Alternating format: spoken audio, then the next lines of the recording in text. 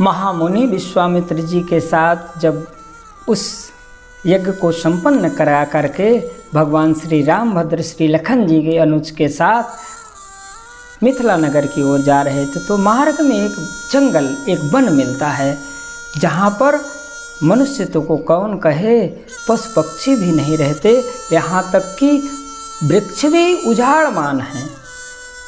और बीच में एक मार्ग के बीच में बगल में एक शिला पत्थर की एकदम श्वेत क्लांत दिख रही थी। भगवान श्री राघवेंद्र सरकार ने परिचय जानना चाहा तो विश्वामित्र जी महाराज परिचय देते हैं, कहते हैं, हे राघव, ये महर्षि गौतम की धर्म पत्नी अहिल्या हैं और श्रापवश अपने पति देवता के श्राप के कारण पत्थर के रूप में परिणित हो गए हैं। भगवान श्री राघवेंद्र सरकार ने जानना चाहा और तब संक्षेप में सारी कथा कह डालते हैं विश्वामित्र जी महाराज। और तो राघव जी को तो दयालु हैं, वो कहते हैं गुरुदेव मुझे क्या करना चाहिए। और तब श्री पूज्यपाद गोस्वामी जी महाराज कहते हैं विश्वामित्र जी ने हम सबके कल्याण के लिए मानो कहा कि हे राघव चरण कमल रज चाहती, हे राघव, हे राम, ये आपके श्री चरणों की रजी धूल चाहती हैं।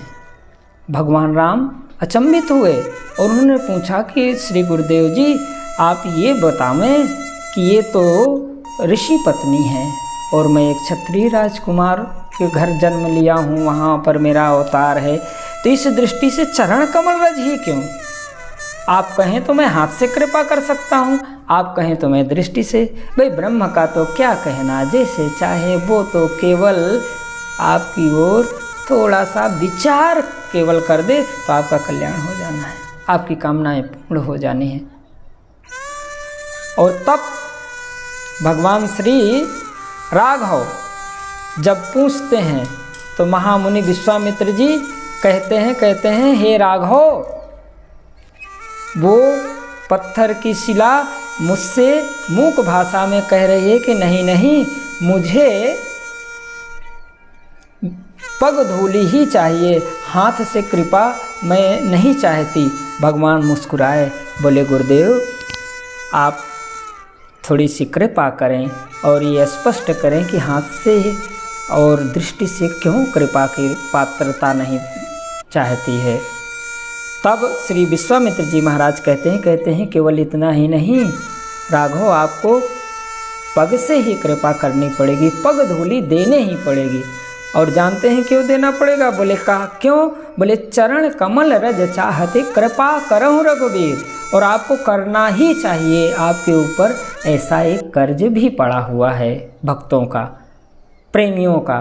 भगवान राम ने बड़े ही विनोदी भाव से मुस्कुरा करके भगवान श्री विश्वामित्र जी महाराज के सामने कहते हैं गुरुदेव किस प्रकार का कर्ज मेरे ऊपर है।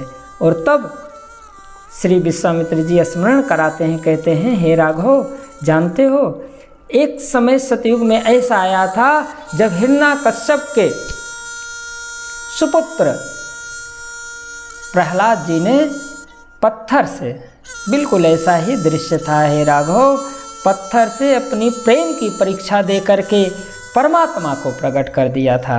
और वही दृश्य आज आपके सामने उपस्थित है। वो कर्ज उतारने का समय आ गया है कि आज आप अपनी कृपा से, वहाँ पर प्रेमी ने अपने प्रेम के बल से परीक्षा में पास होकर के दिखाया, पत्थर से परमात्मा प्रकट कर दिया। आप एक काम करो कि आप जो है अपनी कृपा का स्वरूप दिखावें और पत्थर से आज एक भक्त प्रकट करके दिखावें। भगवान राम मुस्कुराए, बोले और गुरुजी पैर से, पग से क्यों करें, हाथ से क्यों ना करें? तो मानो विश्वामित्र जी कहते हैं हे राघव, वो देवी मना कर रही हैं, कह रही हैं कि यदि आप हाथ से कृपा करने के लिए हाथ उठाएंगे तो इस समय तो आपके हाथों में धनुष बाण है जो दंड देने के प्रयोग में आता है। कृपा के लिए तो अभी हाथ खाली नहीं है, आपके पास तो शस्त्र हैं और मुझे शस्त्र से बिल्कुल भी कृपा की या ज़रूरत नहीं है। बोले फिर दृष्टि से कर देता हूँ। बोले ना, दृष्टि में भी तो जब आप पलक दृष्टि डालेंगे तो इनका पूर्व चरित्र भी तो दिखेगा, जिसके लिए इनको बहुत ग्लानि और संकोच हृदय में हो रहा है। और तब भगवान राम ने कहा कि प्रभु, और तो विश्वामित्र जी एक ऐसा तथ्य बताते हैं कि क्या कहना, आनंद हो गया जीवन में, हमारे आपके भी, अहिल्या महारानी को तो हुआ ही। विश्वामित्र जी कहते हैं चरण धूलि इसलिए चाहती हैं क्योंकि इन्हीं चरणों से माँ गंगा का प्रकट हुआ है। और आप जानते हैं गंगा माँ का स्वभाव क्या है। गंगा माँ का स्वभाव तो यही है मेरे भाई बहन कि वो अच्छा बुरा, विद्वान मूर्ख, गरीब अमीर, पापी पुण्यात्मा, जाति पाति, धर्म, किसी भी प्रकार का कोई भेदभाव नहीं, सब पर बराबर कृपा करती हैं।